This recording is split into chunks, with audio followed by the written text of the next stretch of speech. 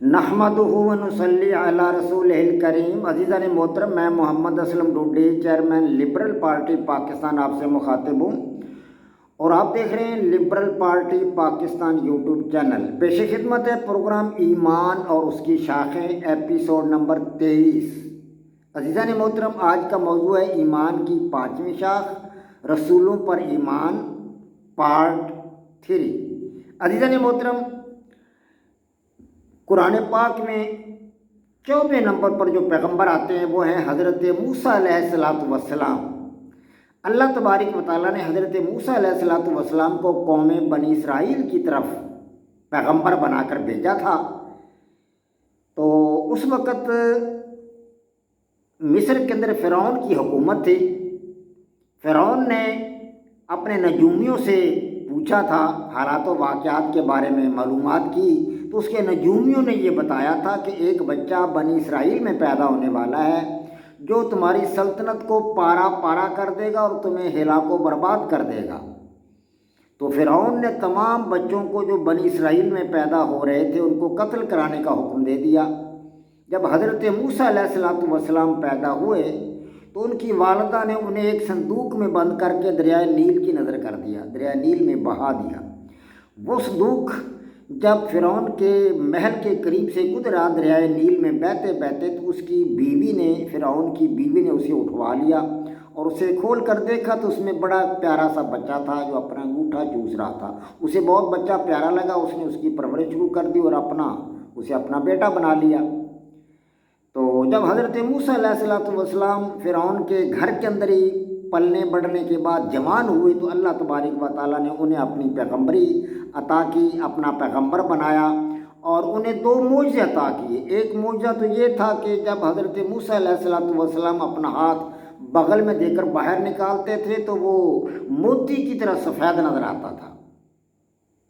اور دوسرا معجزہ آپ کو یہ دیا کہ آپ کا جو عصا مبارک تھا وہ جب آپ نے فرعون کے دربار میں اس کے جادوگر کا مقابلہ کرنے کے لیے پھینکا تو وہ سانپ بن گیا، اژدہا بن گیا بہت بڑا، اور جادوگروں کے تمام سانپوں کو وہ کھا گیا۔ یہ 2 بڑے معجزے حضرت موسیٰ علیہ السلام کو اللہ تبارک و تعالیٰ نے عطا کیے تھے۔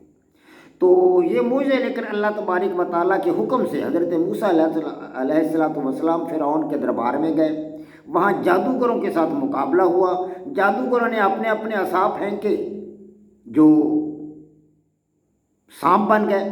اللہ تبارک و تعالیٰ کے حکم سے حضرت موسیٰ علیہ السلام نے اپنا عصا پھینکا تو وہ بہت بڑا اژدہا بن گیا اور ان تمام سانپوں کو کھا گیا۔ اور یہ معجزہ دیکھ کر بہت سارے لوگوں نے اسلام قبول کر لیا۔ اور لیکن فرعون نے اور اس کے ساتھیوں نے جو تھا وہ ان کی رسالت اور ان کی پیغمبری کو ماننے سے انکار کر دیا۔ ایک سفر کے دوران حضرت موسیٰ علیہ السلام کی ملاقات حضرت خضر علیہ السلام کے ساتھ ہوئی تو انہوں نے ان کے ساتھ چلنے کا اصرار کیا حضرت موسیٰ علیہ السلام نے، لیکن خضر علیہ السلام نے فرمایا کہ میں جو کچھ کروں تم نے اس پر سوال جواب نہیں کرنا، خاموشی کے ساتھ میرے ساتھ سفر کرنا ہے۔ تو سفر کے دوران حضرت خضر علیہ السلام نے ایک کشتی میں سوراخ کر دیا اور پھر حضرت موسیٰ علیہ السلام نے پوچھا بھی آپ نے کشتی میں سوراخ کیوں کر دیا ہے؟ تو انہوں نے کہا بھی میں نے آپ سے کہا تھا بھی آپ نے مجھ سے سوال نہیں پوچھنا، آپ نے پھر سوال پوچھنا شروع کر دیا ہے۔ اس نے کہا جی ٹھیک ہے، میں آئندہ سوال نہیں کروں گا۔ تو پھر آگے گئے تو ایک بستی میں بچے کھیلتے ہوئے نظر آئے تو ایک بچے کو حضرت خضر علیہ السلام نے قتل کر دیا۔ حضرت موسیٰ علیہ السلام سے ناراض آ گیا، انہوں نے پھر پوچھا تو انہوں نے کہا بھی میں نے تو آپ سے کہا تھا کہ آپ نے مجھ سے کوئی سوال نہیں کرنا، خاموشی کے ساتھ میرے ساتھ سفر کرنا ہے۔ تو پھر ایک اور بستی میں داخل ہوئے تو وہاں پر لوگوں نے ان کا کوئی استقبال نہ کیا، ان کی کوئی آؤ بھگت نہ کی، ان کے ساتھ کو اچھے انداز سے نہ ملے، بدتمیزی کی ان کے ساتھ۔ اس کے باوجود حضرت خضر علیہ السلام نے ایک گرنے والی دیوار کو عنصر نو تعمیر کر دیا، بنا دیا اور اس کو کھڑا کر دیا دیوار کو۔ حضرت موسیٰ علیہ السلام نے پھر پوچھ لیا کہ آپ نے ان لوگوں نے ہمارے ساتھ اچھا سلوک نہیں کیا بستی والوں نے، لیکن اس کے باوجود آپ نے اس دیوار کو بنا دیا۔ تو حضرت خضر علیہ السلام نے تینوں سوالوں کا جواب دے دیا اور کہا کہ بس اب اخیر ہے، اب آپ میرے ساتھ نہیں رہ سکتے۔ تو انہوں نے بتا دیا کہ پہلا جو کشتیوں میں سوراخ کیا تھا اس کی وجہ یہ تھی کہ ایک ظالم بادشاہ آ رہا تھا جو کشتیوں پر قبضہ کر رہا تھا، تو یہ ایک غریب ملاح کی کشتی تھی جس کو میں نے داغدار کر دیا تاکہ وہ اس کو نہ لے جائے، اس طرح اس کی کشتی بچ جائے گی۔ دوسرے میں نے جو مطلب ہے اپنا اس کے بعد جو تھا بچے کو قتل کیا، تو وہ بچہ بڑا ہو کر اس نے بڑا ظالم بننا تھا، اپنے ماں باپ کا نافرمان بننا تھا، تو اس کے والدین کو اس کی نافرمانی سے بچانے کے لیے میں نے اس کو قتل کر دیا تاکہ وہ اپنے والدین کی نافرمانی نہ کرے، والدین کے لیے تکلیف کا باعث نہ بنے وہ۔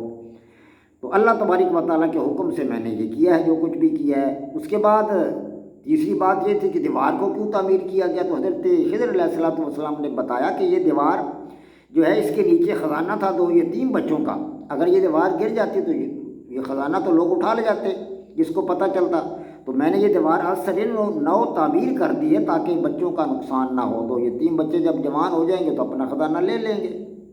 اس کے بعد اللہ تبارک و تعالیٰ کے حکم سے آپ سفر پہ نکلے اور طور سینہ پر اللہ تبارک و تعالیٰ کا جلوہ دیکھنے کے لیے خواہش کا اظہار کیا حضرت موسیٰ علیہ السلام نے، تو اللہ تبارک و تعالیٰ نے فرمایا کہ میرے بندے تو مجھے نہیں دیکھ سکتا، لیکن انہوں نے اصرار کیا، تو اللہ تبارک و تعالیٰ نے جب اپنی تجلی دکھائی تو حضرت موسیٰ علیہ السلام پہاڑ پر اوندے گر گئے۔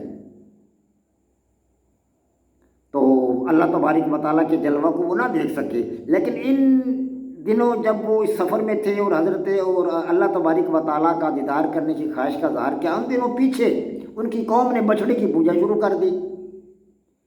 جب حضرت موسیٰ علیہ السلام واپس اپنی قوم کی طرف آئے تو ان کو دیکھا کہ وہ تو بچھڑے کی پوجا میں لگے ہوئے، تو وہ ہارون علیہ السلام کے ساتھ جو ان کا اپنا بھائی تھا چھوٹا، اس کے ساتھ بڑے خفا اور ناراض ہوئے کہ تم نے یہ کیا کیا، میرے پیچھے تم نے قوم کو اس کام پہ لگا دیا ہے۔ ان سے بڑے خفا ہوئے، انہوں نے کہا جی میں نے تو نہیں لگایا، بس یہ ایک سامری جادوگر تھا جس نے ان قوم کو اس کام پہ لگا دیا ہے۔ تو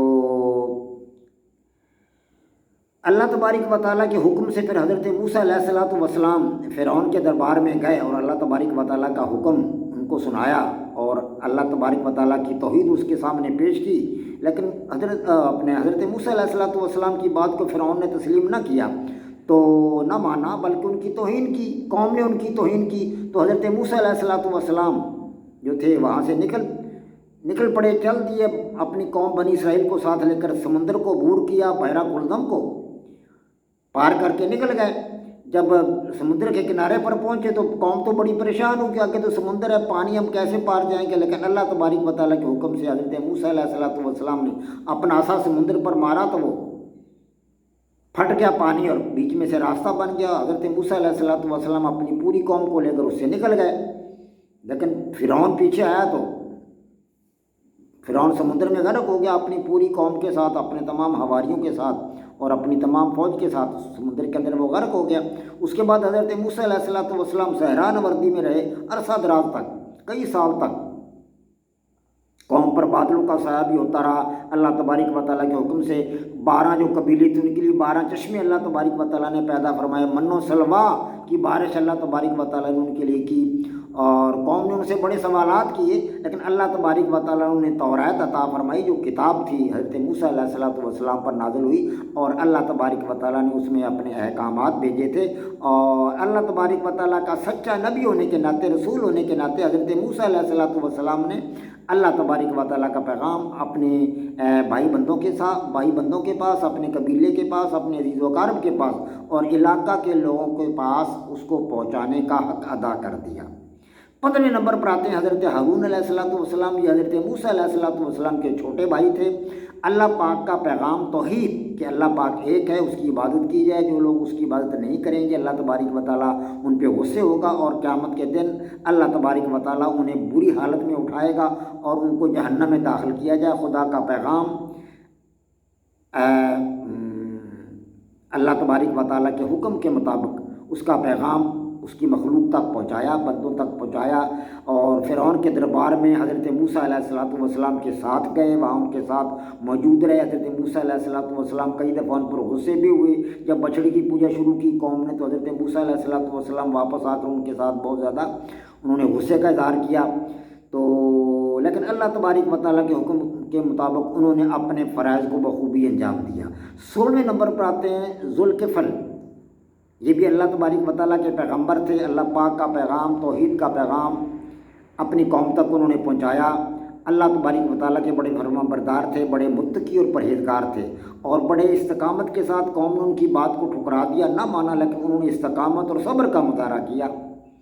حضرت داؤد علیہ السلام آتے ہیں اس کے بعد 17ویں نمبر پر۔ اللہ تبارک و تعالیٰ کا پیغام انہوں نے پہنچایا، اور خدا کے پیغمبر تھے اور بادشاہ بھی تھے، دو باتیں تھیں، پیغمبر بھی تھے اور بادشاہ بھی تھے۔ اللہ تبارک و تعالیٰ نے بہت بڑا اقتدار انہیں عطا فرمایا تھا، اور اللہ کی حمد میں، اللہ تبارک و تعالیٰ کی حمد میں جب وہ بولتے تھے، لے کے ساتھ گاتے تھے، تو پہاڑ اور پرندے بھی ان کے ساتھ مل کر گاتے تھے، اتنی ان کی آواز سریلی تھی۔ خدا تبارک و تعالیٰ نے ان کو بڑی سریلی آواز عطا کی تھی۔ لوہے کا استعمال سب سے پہلے انہوں نے اپنی قوم کو، اس وقت کے جو مطلب لوگ موجود تھے، ان کو سکھایا، اور بہت اللہ تبارک و تعالیٰ نے ان کو طاقت عطا فرمائی تھی۔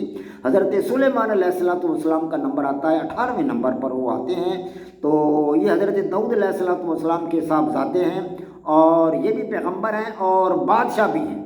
اللہ تبارک و تعالیٰ کا پیغام انہوں نے پہنچایا، اور اللہ پاک نے ان کو ہواؤں پر اور جنات پر اقتدار عطا کیا تھا، اور پرندوں اور چیونٹوں کی زبان بھی یہ بولتے تھے، ان سے یہ واقف تھے۔ اللہ تبارک و تعالیٰ نے بڑا رعب اور دبدبہ عطا فرمایا تھا ان کے دربار میں۔ ایک دفعہ ہدہد نے یہ بتایا کہ ملکہ بلقیس کے بارے میں بتایا کہ ایک بہت خوبصورت اور حسین جمیل عورت ہے جو مردوں پر بادشاہی کرتی ہے، حکومت کرتی ہے۔ تو حضرت سلیمان علیہ السلام نے اس کا تخت اپنے پاس منگوانے کے لیے کہا، تو ایک اللہ کا نیک بندہ جو تھا اس نے کہا کہ میں پل بھر میں لے آتا ہوں اس تخت کو۔ تو اللہ تبارک و تعالیٰ کے حکم سے وہ تخت حضرت سلیمان علیہ السلام کے دربار میں آ گیا۔ پھر حضرت سلیمان علیہ السلام ملکہ بلقیس کے محل کو دیکھنے کے لیے گئے، تو وہ بڑا خوبصورت محل تھا، وہاں فرش شیشے کا فرش لگا ہوا تھا، اور بڑا حسین و جمیل مطلب وہ محل تھا، بہت ہی زیادہ خوبصورت تھا۔ تو جب حضرت سلیمان علیہ السلام آگے بڑھنے لگے، کپڑے اوپر کر کے، تہبند کو اوپر کر کے بڑھنے لگے، تو انہیں بتایا گیا کہ یہاں پانی نہیں ہے، یہ فرش اس قسم کا ہے، شیشے کا فرش ہے، تو آپ کپڑے اوپر نہ کیجیے، تہبند کو اوپر نہ کیجیے۔ تو جنات آپ کی غلامی میں تھے، جنات آپ کی بات کو مانا کرتے تھے، جنات کو آپ نے کام پہ لگا رکھا تھا۔ حضرت سلیمان علیہ السلام جنات کی نگرانی کر رہے تھے کہ اللہ تبارک و تعالیٰ نے حکم دیا اور فرشتے کو کہ حضرت اسرائیل علیہ السلام نے ان کی روح کو قبض کر لیا، لیکن وہ کھڑے تھے، نگرانی کر رہے تھے جنات کی، وہ اسی حالت میں کھڑے رہے، اپنے عصا کے ساتھ، عصا ان کی ٹھوڑی کے ساتھ لگا ہوا تھا، وہ اسی حالت میں کھڑے رہے، اور ان کی روح کو فرشتہ قبض کر کے لے گیا۔ جنات نے جب دیکھا کہ حضرت سلیمان علیہ السلام تو ہماری نگرانی کر رہے ہیں، تو وہ کام کرتے رہے، کئی سال تک یہ سلسلہ چلا رہا، حتیٰ کہ اس عصا کو دیمک نے کھا لیا۔ جب وہ عصا گرا تو حضرت سلیمان علیہ السلام بھی جب نیچے گرے تو جنات کو پتہ چلا کہ وہ تو وفات پا چکے ہیں۔ تو بڑے ذہین و فطین تھے اور بڑے عقلمند تھے، اللہ تبارک و تعالیٰ کے پیغمبر تھے۔ اللہ تبارک و تعالیٰ کے حکم سے انہوں نے اللہ پاک کا پیغام جو تھا، توحید کا پیغام، وہ دنیا کے انسانوں تک پہنچایا۔ 19ویں نمبر پر آتے ہیں حضرت الیاس علیہ السلام۔ انہوں نے اللہ پاک کا پیغام، توحید کا پیغام، اللہ تبارک و تعالیٰ کا ایک ہونے کا پیغام، اور اللہ تبارک و تعالیٰ کا جو ہے اپنے بندوں تک پہنچایا۔ اللہ پاک کے وہ ایک سچے پیغمبر تھے۔ بال دیوتا کی پرستش اس وقت کے لوگ کر رہے تھے، بال دیوتا کی، تو انہوں نے اس کو لوگوں کو بات رکھنے کے لیے بڑی جدوجہد کی، بڑی کوشش کی، بڑی کاوش کی۔ لوگوں نے بات کو ماننے سے انکار کر دیا، لیکن بڑے صبر و استقامت کے ساتھ انہوں نے کام لیا۔ اللہ تبارک و تعالیٰ کے سچے پیغمبر تھے۔ وما علینا الا البلاغ۔ پاک فوج زندہ باد، پاکستان پائندہ باد۔ عزیزان محترم، ہم اب تک تقریباً 20 کے قریب انبیاء کرام رسولان اعظام کے بارے میں سمجھ چکے ہیں۔ میں آپ کو بتا چکا ہوں 20 کے قریب رسولان اعظام انبیاء کرام کے بارے میں آپ کو بتا چکا ہوں۔ تقریباً 6، کیونکہ قرآن پاک میں 26 کے قریب انبیاء کرام اور رسولان اعظام کا ذکر آتا ہے۔ میں نے 20 کا ہلکا پھلکا جو ہے تشریح تفصیل آپ کے سامنے بیان کر دی ہے۔ 6 پیغمبران رہتے ہیں، انشاءاللہ کل یہ مکمل ہو جائیں گے، تو پھر ہم اگلے ایمان کا جو چھٹا ہمارا مطلب ہے شاخ ہے ایمان کی، چھٹی شاخ، اس کی طرف آگے بڑھیں گے۔ وما علینا الا البلاغ۔ پاک فوج زندہ باد، پاکستان پائندہ باد۔